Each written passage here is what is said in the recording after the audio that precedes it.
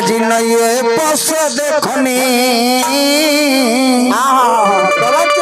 और है सुंदर सूरतिया अगिया में जाला हेरा नये पस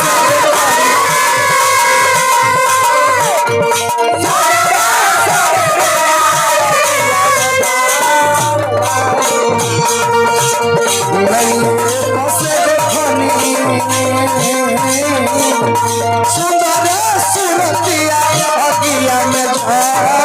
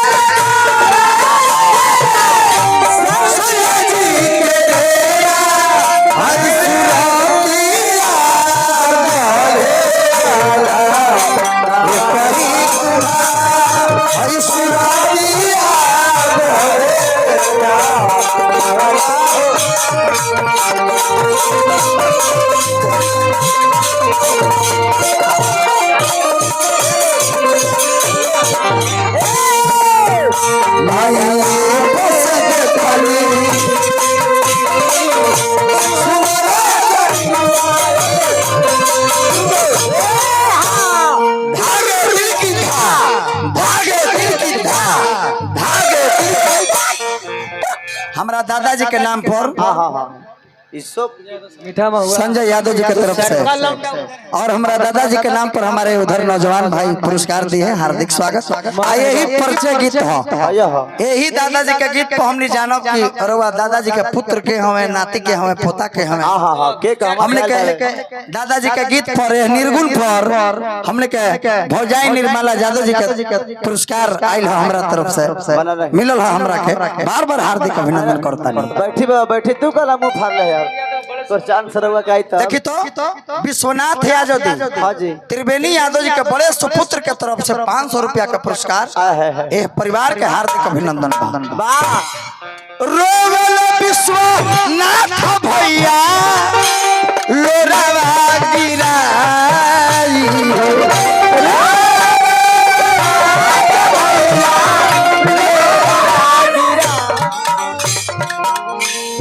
आज ये दुनिया मतलबी है, ये मतलबी लोग हैं।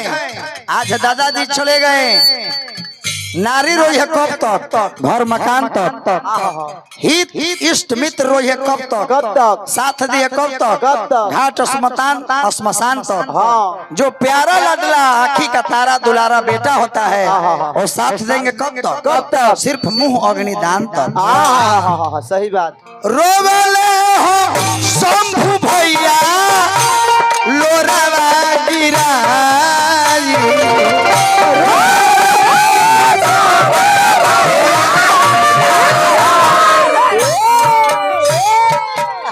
आज हेलो आज रात गमछी ओढ़ के 1 मिनट गमछी ओढ़ के निर्गुण गमछी ओढ़ के ना कहल जाला, शांत रही रहुआ।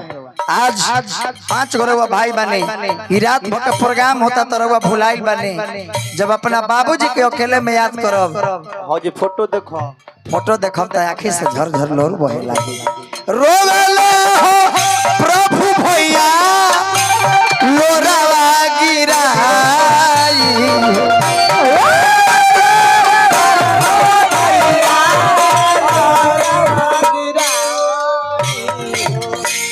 रोवेले हो अर्जुन भैया लोरावा गिराई